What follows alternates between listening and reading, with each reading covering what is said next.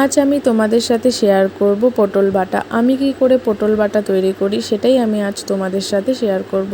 প্রথমে আমি পটলটাকে ভালো মতো কেটে ধুয়ে সেদ্ধ করে নিয়েছি।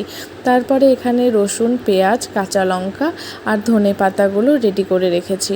আর এই সব জিনিস তো আমি মিক্সারে মিক্স করে নেব।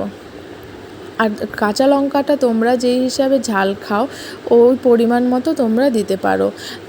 ধনেপাতার ডালগুলোও আমি দিয়ে দিয়েছি। ধনেপাতার ডালগুলো এই বাটাতে আমি ব্যবহার করে নিই।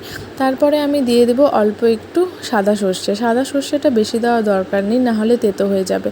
অল্প পরিমাণ মতো তোমরা সাদা সর্ষেটা দিতে পারো। তারপরে আমি এখানে সেদ্ধ করা পটলগুলো দিয়ে দেবো হালকা ঠান্ডা হয়ে গেলে। আর দিয়ে দেওয়ার পরে একটা জল ছাড়া ফাইন পেস্ট রেডি করে নিলাম। তারপরে আমি ফ্রাইং প্যানে দিয়ে দেবো হচ্ছে সর্ষের তেল।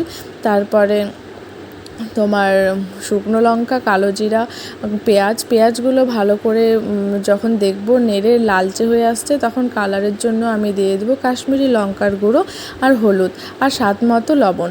তারপরে এখানে পেস্টটা আমি দিয়ে হালকা নেড়ে নেব। জলটা যখনই শুকিয়ে যাবে তখনই তোমরা বুঝতে পারবে যে কড়াইয়ের সাথে লেগে যাচ্ছে। তখনই তোমরা বুঝতে পারবে যে এটা আমাদের পটল বাটা একদম তৈরি। তো দেখো এখানে জলটা শুকিয়ে গেছে। তারপর আমি পটল বাটাটা একটা পাত্রের মধ্যে তুলে নিলাম। তুলে নেওয়ার পরে তার উপরে আমি দিয়ে দেবো হচ্ছে কাঁচা সর্ষের তেল।